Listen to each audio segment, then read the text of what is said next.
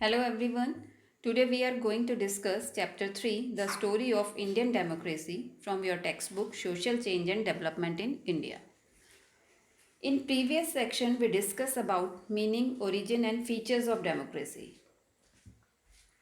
आपने features of democracy में जैसे टाइप्स ऑफ डेमोक्रेसी मैंने लास्ट सेक्शन में आपको पढ़ाया था लाइक आपका direct democracy, representative democracy, participatory democracy, decentralize governance, ये सब हम लास्ट सेक्शन में पढ़ चुके हैं. In this section we will discuss about constitution of India, its core values and making of the constitution.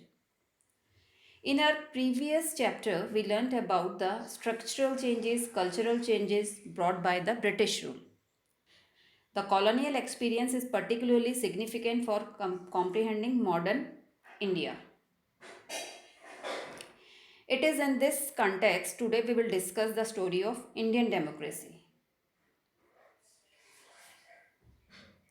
As we already read in our earlier chapter that to facilitate the smooth functioning in India, British introduced many structural and institutional changes. Smooth functionings के लिए यहाँ पे rule करने के लिए Britishers ने बहुत सारे स्ट्रक्चरल और इंस्टीट्यूशनल चेंजेस इंडिया में किए. Some of these changes were intended but some of them were unintended consequences. कुछ चेंजेस वो जानबूझ के किए उन्होंने, बट कुछ चेंजेस वो नहीं चाहते थे बट हो गए. जैसे वो डेमोक्रेसी इंडिया में चाहते ही नहीं थे.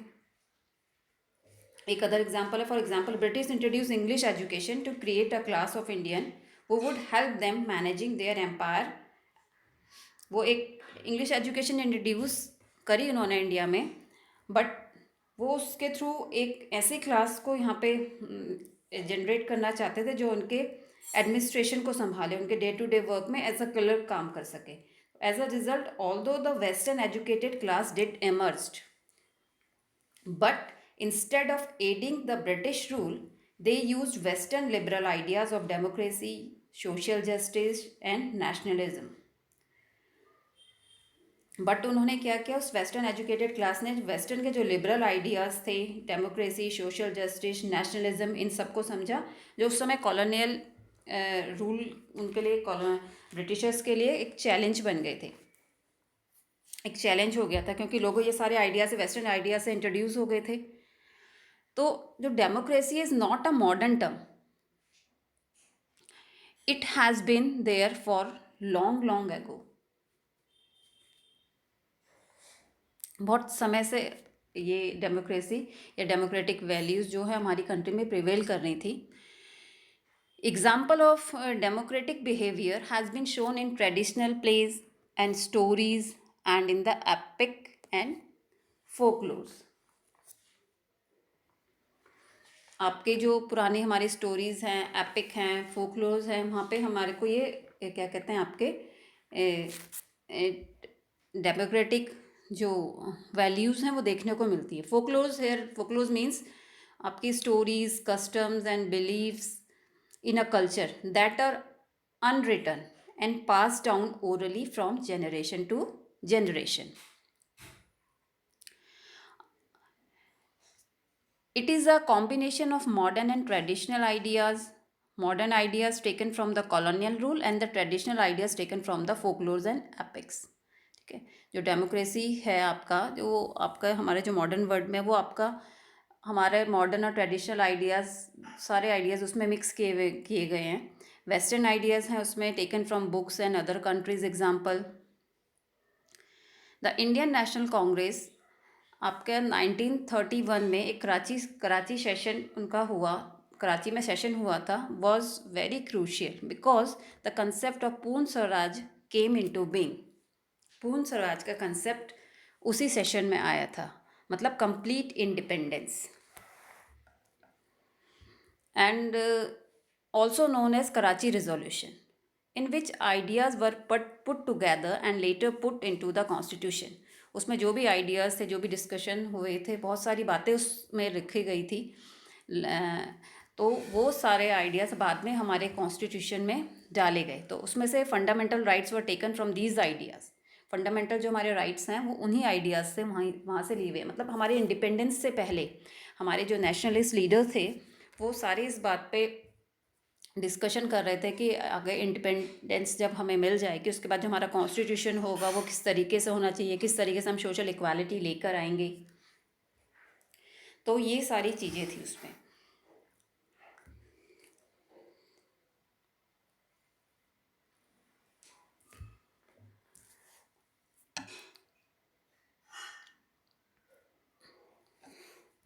एंड फंडामेंटल राइट्स जो कराची रिजोल्यूशंस में लिए गए थे, first, all religions are equal, everyone has the right to choose his her religion, everyone should be free to elect and vote for his her representatives, women can also work and can exercise their rights, right to freedom and justice to all। तो हमारे जो ये सारे fundamental rights है ये Karachi resolution में उस समय डिस्कस हुए थे और वहीं से ये सारे लिए गए हैं।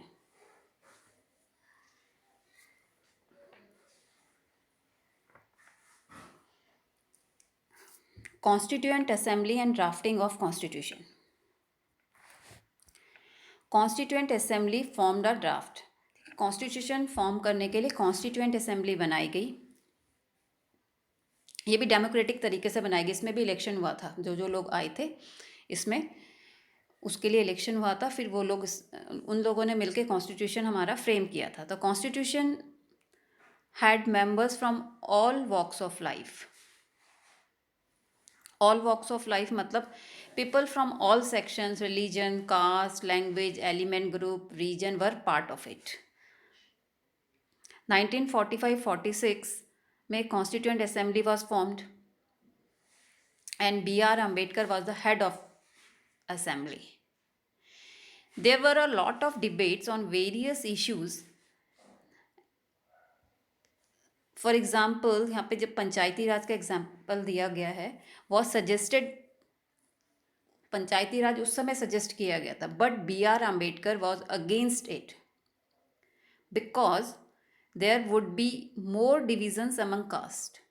ठीक है, उन्होंने कहा अगर ये हम पंचायती राज का सिस्टम लाएंगे तो जो आपके विलेजेस में जो इलाइट क्लास है या आपकी डोमिनेंट कास्ट है, जिनको अपर कास्ट बोला जाता है, वो और ज़्यादा डोमिनेंट हो जाएंगी, तो और ज़्यादा डिस्क्रिमिनेशन हो जाएगा लोअर कास्ट के साथ। तो ये सिस्टम नहीं होना चाहिए। वो पंचायती राज के बिल्कुल अगेंस्ट थे, लेकिन जो गांधी जी थे वो उसके फेवर में थे।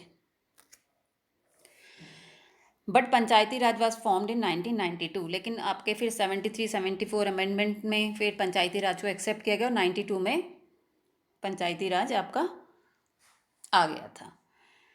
Basic objectives laid down by the constitution. जो बेसिक ऑब्जेक्टिव है कॉन्स्टिट्यूशन के द्वारा लाया गया है, empowerment of the poor and marginalised, poverty elevation, ending of caste and positive steps to treat all groups equally. मतलब डिस्क्रिमिनेशन नहीं करना, सबके साथ इक्वली ट्रीटमेंट करना, आपका पॉवर्टी एलिवेशन, गरीबी हटाना, एंडिंग ऑफ कास्ट, जो कास्ट डिस्क्रिमिनेशन है उस चीज़ को हटाना। तो ये सारे बेसिक ऑब्जेक्टिव्स थे कॉन्स्टिट्यूशन के। यूँ थे ये क्योंकि आपका सोसाइटी में इक्वालिटी लाने के लिए। ठीक है, तो कॉन्स्टिट्यूशन में जो भी नॉर्म्स बने थे कि हम हमारी देखो इतनी डाइवर्स सोसाइटी थी, हर बहुत सारे रिलीजन को मानने वाले लोग रहते हैं, बहुत सारी कल्चरल डाइवर्सिटी है, आपका लिंग्विस्टिक डाइवर्सिटी है, रीजनल डाइवर्सिटी है। तो उन सबको ध्यान में रखते हुए कॉन्स्टिट्यूशन को फ्रेम किया गया था। तो किस तरीके से इक्वालिटी को लेकर आएंगे। अब कॉन्स्टिट्यूशन का अगर आप प्रिएम्बल देखोगे, ठीक है ना, तो प्रिएम्बल में भी ये सारी बातें आपकी हैं कि आपकी कंट्री सोवेरियन होगी, सोशलिस्ट होगी, जस्टिस, लिबर्टी, इक्वालिटी, फ्रेटर्निटी, ये सारी बातें की गई है ना। सोवेरियन मतलब होता है कि आपकी कंट्री को कोई भी क्या कहते हैं, बाहर की पावर डोमिनेट नहीं कर सकती, हम अपने इंटरनल डिसीजंस खुद ले सकते हैं। जस्टिस में आपका social justice, economic justice, political justice आ जाता है। लिबर्टी में आपका liberty of thoughts, expression, belief, faith, worship. Equality आपकी equality of status and opportunities, ये सारी चीज़ें। फ्रेटर्निटी मतलब brotherhood, unity and integrity of the nation, एक भाईचारा।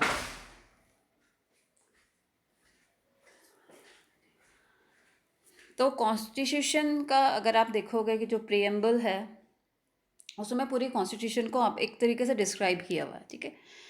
अब नेक्स्ट चीज़ आता है, कॉन्स्टिट्यूशन में सारी कोशिश की गई है कि हम सोसाइटी में इक्वालिटी लेकर आएँ, ठीक है, सबको सोशल जस्टिस दें, बट उसके बावजूद भी there is another concept competing interest. Competing interest is not always reflect a clear class divide. Competing interest here means कि जब किसी कोई दो इंटरेस्ट आपस में क्लैश करते हैं, ठीक है। सपोज हम एक एग्जाम्पल के थ्रू समझेंगे. Take a issue of the close down of a factory because it emits toxic waste and affects the health of those around. This is a matter of life which the constitution protect. अगर आपके किसी area में एक factory है और वहाँ से toxic waste निकलता है और वहाँ के लोगों की हेल्थ को उस चीज़ से नुकसान है, ठीक है, तो वो फैक्ट्री उस वजह से वहाँ पे बंद कर दी जाती है. लेकिन this is a matter of life which the constitution protect, क्योंकि ये जो मैटर ऑफ लाइफ है, ये कॉन्स्टिट्यूशन इस राइट को आपको प्रोटेक्ट करता है, कॉन्स्टिट्यूशन देता है, तो ठीक है. लेकिन but the flip side is that the closure will render people jobless. livelihood again is the matter of life that the constitution protect. तो कॉन्स्टिट्यूशन मतलब दोनों चीज़ें, कितनी बार इंटरेस्ट जो आपके होते हैं लोगों के आपस में क्लैश हो जाते हैं, तो कॉन्स्टिट्यूशन कितनी भी कोशिश कर ले, मतलब लाना तो चाहता है, वो सोसाइटी में इक्वालिटी लाता है, लेकिन कभी कभी ये क्लैशेस आपके जनरेट हो जाते हैं. It is interesting that at the time of drawing up the Constitution Assembly was fully aware of this complexity and plurality, but was intent on securing social justice as a guarantee. ठीक है, social justice वो constitution जब बना रहे थे, social justice वो सबको देना ही चाहते थे.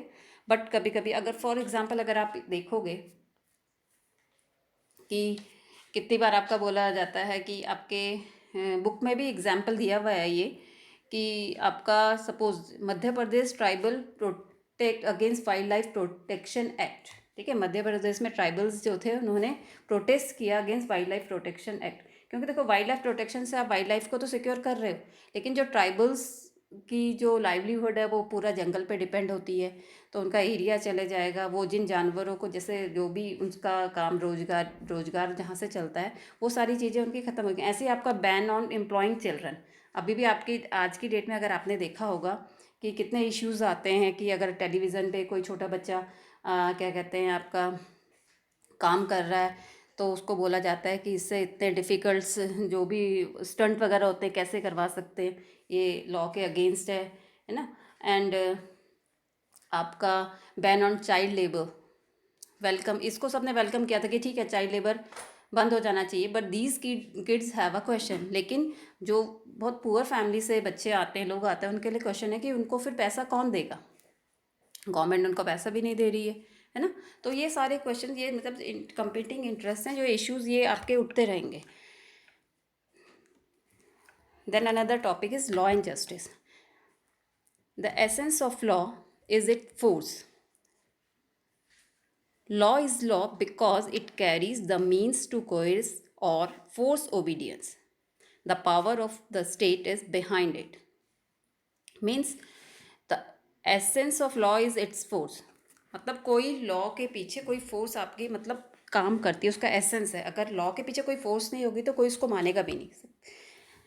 अगर कोई लॉ है, अगर आपने उसको नहीं फॉलो किया, उसके पीछे कुछ उसके साथ आपका कोई फोर्स काम करेगी कि अगर आपने ये चीज़ नहीं मानी तो आपको ये पनिशमेंट मिलेगा ना.